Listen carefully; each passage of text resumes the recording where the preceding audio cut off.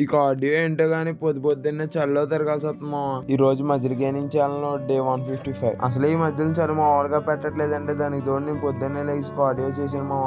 అంటే పొద్దున్నే ఎందుకు చేశానంటే నాకు నైట్ కంప్లీట్ అవ్వట్లేదు మామ. 10K స్టెప్స్ లో నేను సగం మార్నింగ్ చేసుకుందాం కదండి, మార్నింగ్ చేశాను మామ సగం. ఇంక ఈ రోజు మనం మెయిన్ మీటర్ లోకి వస్తే అలాగే అక్కడే గ్యాస్ కాడ తిరుగుతున్నాను కదని చెప్పేసి మధ్యాహ్నం చికెన్ ఇప్పుడు ఎగ్ ఆమ్లెట్ వేసుకున్నాను మామ.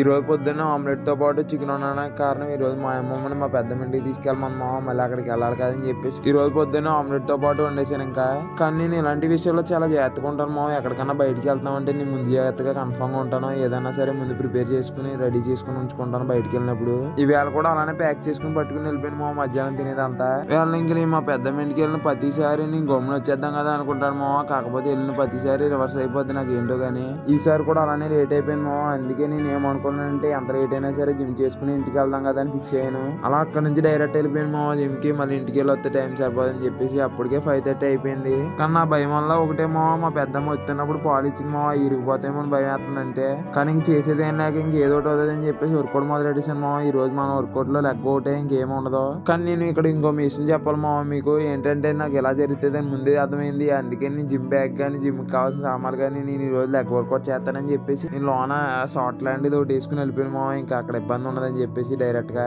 కానీ నేను మొత్తం అంతా అనుకున్న విధంగానే జరిగింది మామ. ఇంకా అలా మొత్తం వర్కౌట్ అంతా దొల్లగొట్టేసి ఇంక ఈ రోజు లెగ్ ఒకటే కాబట్టి లెగ్ చేసుకుని ఇంటికి వచ్చేసి మామ. కాకపోతే పాలు ఇరిగిపోయినాయేమో అనుకున్నాను, కాకపోతే అసలు ఏం కాలేదు, అసలు చెక్ చేదలేదు అసలు. అంతే వీడియో కొంటా మరి. బాయ్ మామ.